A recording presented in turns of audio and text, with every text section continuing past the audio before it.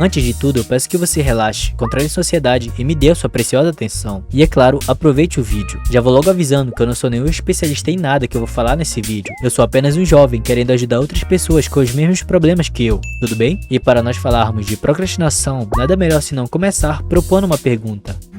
O que é a procrastinação?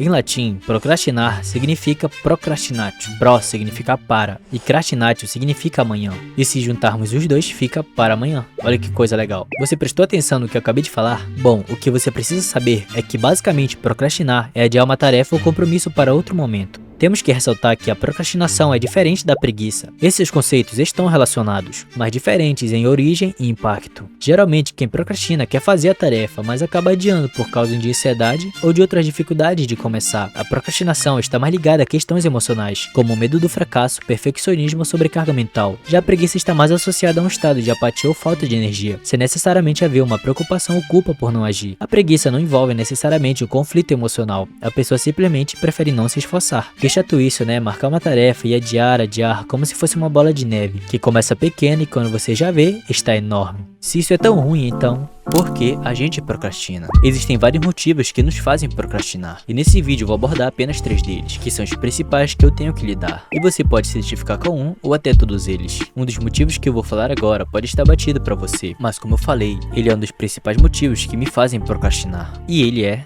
a dopamina e hiperestímulos. No mundo dopaminérgico que a gente vive, é inevitável que você fique hiperestimulado. Hoje em dia, todos os prazeres do mundo estão em suas mãos. Cassinos online, jogos frenéticos, vídeos de mulheres seminuas, delivery com comida altamente gordurosas, todas essas coisas são hiperestímulos. Essas atividades que geram muito prazer quebram totalmente o sistema de recompensa do seu cérebro, que está ligado a tudo no que se trata de produtividade. Por mais que você tente, você não vai conseguir trabalhar em algo que precise de foco para ser realizado, pelo fato da sua barra de motivação ser curta. Isso significa que o seu foco e motivação em uma atividade não dura mais que 10 minutos. Meu caro, você é precoce. Se liga nessa frase. Uma das razões pela qual nós procrastinamos é por falta de motivação, e sentimos falta de motivação por conta do hiperestímulo. E o que isso quer dizer? Talvez você só esteja procrastinando por conta de uma atividade que seja mais prazerosa do que a tarefa que você se propôs a fazer. Por que você estudaria 1 hora de inglês se você pode ver TikTok em vez disso? O que você pode fazer nessa situação é cortar o problema pela raiz. Para isso é só se perguntar, o que eu faço quando procrastino? Se sua resposta for redes sociais, jogos, festas, simplesmente corte isso. Como se isso fosse tão fácil, né? O que eu quero dizer é que basta fazer um jejum de dopamina. Eu sei, isso é radical demais e parece papo de coach, mas calma que você já vai entender. O jejum de dopamina consiste em basicamente diminuir ou ficar sem nenhum tipo de hiperestímulo por um determinado período de tempo. Isso é para reduzir a liberação de dopamina no seu cérebro e dar um reset nele. Tudo isso é para você ficar menos dependente desses estímulos. É claro que esse processo é o mais radical e doloroso para você vencer a procrastinação. E se você tentar, provavelmente você vai falhar e se sentir culpado por isso. E para reprimir esse sentimento de culpa, você vai voltar para o seu velho vício como forma de consolo. Mas só que agora, 1000 vezes pior. Bom, mas se você não falhar e conseguir suportar esse processo, os benefícios que você vai ganhar vai valer muito a pena. Além de superar a procrastinação, sua concentração vai melhorar, você vai se sentir mais motivado e vai ter mais autocontrole. Praticamente você vai se tornar meio que um super-humano comparado com as outras pessoas que vivem suas vidas normalmente. Mas é claro que tudo isso tem uma condição, você não pode voltar aos seus velhos hábitos, senão os benefícios que eu acabei de mencionar vão tudo por água abaixo. Tarefas difíceis.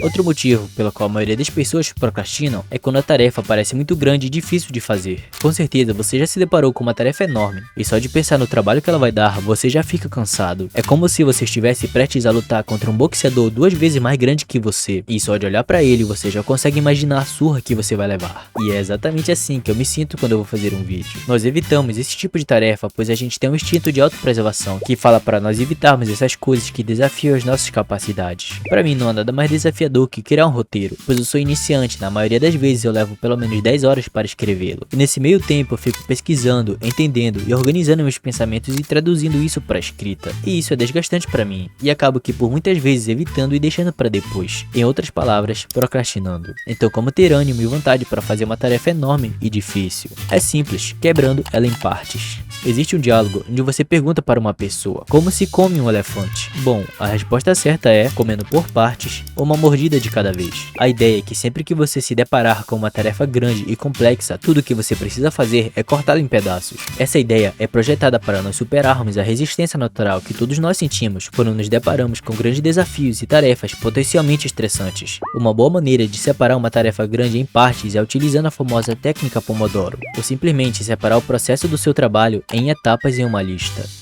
Lista.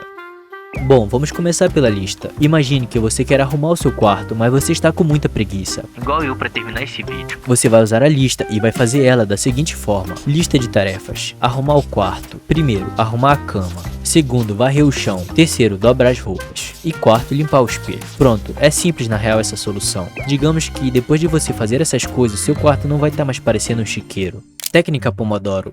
Bom, agora vamos para a técnica Pomodoro que eu mencionei anteriormente. Ela pode ser bastante eficaz se usada junto com a lista. Tá, mas o que é a técnica Pomodoro? A técnica Pomodoro é uma técnica de gestão de tempo, desenvolvida pelo Francesco Cirillo nos anos 80. O nome Pomodoro significa tomate em italiano, e essa técnica recebeu esse nome porque Cirillo usava um timer de cozinha em formato de tomate para gerenciar o seu tempo. Essa técnica consiste em configurar um timer para 25 minutos, que seria um Pomodoro. Fazendo isso, você vai escolher uma tarefa e trabalhar nela sem interrupções até o timer tocar. Depois disso, faça uma pausa de 5 minutos após cada Pomodoro. Após 4 ciclos de Pomodoros, que seria 4 ciclos de 25 minutos de trabalho com 5 minutos de descanso, faça uma pausa mais longa de 15 a 30 minutos. A ideia geral é que a divisão de trabalho em intervalos curtos de tempo ajuda a manter o foco e a produtividade, além de diminuir a sensação de sobrecarga mental. Mas não adianta você listar as coisas, cronometrar o trabalho, se o que te trava é ficar polindo e revisando detalhe por detalhe, e levando mais tempo do que deveria para terminar o que você está fazendo. Se você faz isso, provavelmente o seu problema é o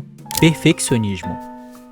Outra coisa que causa a procrastinação é o perfeccionismo. A procrastinação no perfeccionismo nem é sempre a falta de fazer algo. Em vez disso, pode ser procrastinação ativa, que é gastar horas revisando detalhes relevantes, ou se preparando excessivamente para uma tarefa, em vez de ir lá e fazer de fato. O meu exemplo de procrastinação ativa foi quando eu comecei a planejar o canal. No começo eu já sabia que para crescer no YouTube, você tem que atingir um determinado padrão de qualidade, senão as pessoas não assistem o seu vídeo. E pelo fato de eu ser iniciante e não saber quase nada, eu fiquei paranoico com a qualidade do meu conteúdo. E na minha cabeça, a minha edição tinha que estar quase no nível do Adrian do Pailine. E o roteiro tinha que estar no nível do Léo Xavier ou do Ludo Viajante. Meu Deus. E é claro que para um iniciante isso está fora de cogitação. Mas mesmo assim eu continuei com essa meta irreal na minha cabeça. Já era para eu ter postado meu primeiro vídeo há uns 5 meses atrás, mas por causa da bendita procrastinação ativa isso se estendeu. É como se nosso cérebro desse desculpas lógicas para adiar certas coisas, mas no fundo ele só está com medo de arriscar. Eu pensava que não estava na hora de começar a postar vídeos, porque minha qualidade não estava boa o suficiente, mas o que eu não sabia é que simplesmente eu estava com medo de tentar e falhar. Eu parei de procrastinar devido ao perfeccionismo quando eu aprendi que feito é melhor do que perfeito.